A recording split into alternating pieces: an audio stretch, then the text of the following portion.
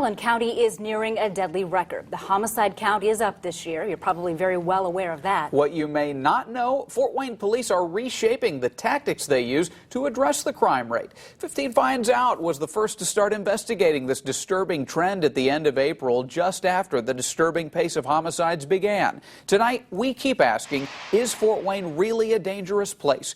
Here is Adam Widener. Well, it's a tough topic that has many asking why. The city's answer to that hasn't changed all year, but 15 Finds Out posed a question that's tougher to answer. What are you doing to stop this? According to Chief York, that answer has just changed.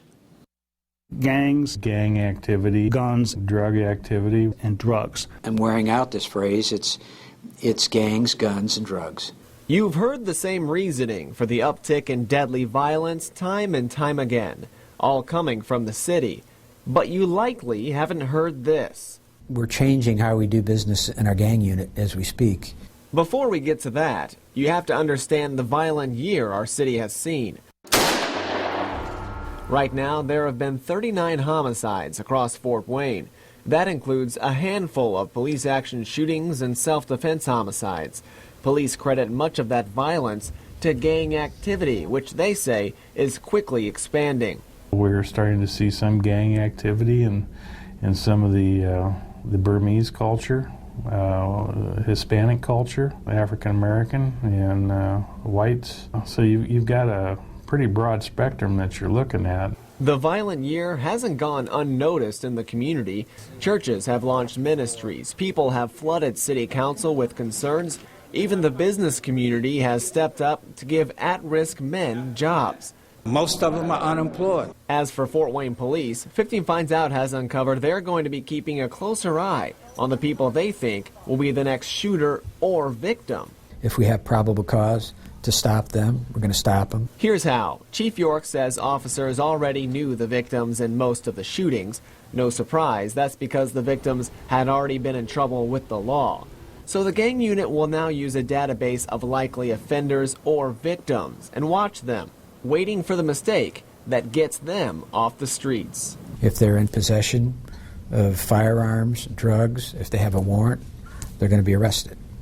So at this point, we feel that this is our best use of our resources to take these people off the street. We have very, very good intelligence that we've gathered over the last 8-9 years that we know who's involved in what. But the most dangerous ones, you know, they're going to be the primary focus of our gang unit now under the Detective Bureau. We have significant investigations underway to address some of these issues. The idea isn't new. In fact, York says his department got it from Chicago, said to be the murder capital of the U.S. But despite the new police tactics, York says it will take more community involvement like we're seeing to curb this deadly trend.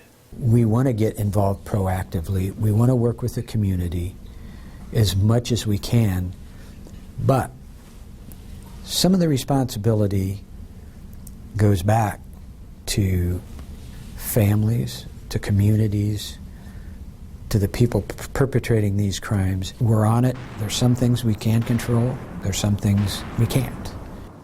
Now, Chief York says his department has changed one other tactic since the increase in homicides. It's now working with the state police and federal authorities to take a closer look at shooting evidence. Their hope is to better connect specific weapons to specific crimes. In Studio 15, Adam Widener, News Channel 15.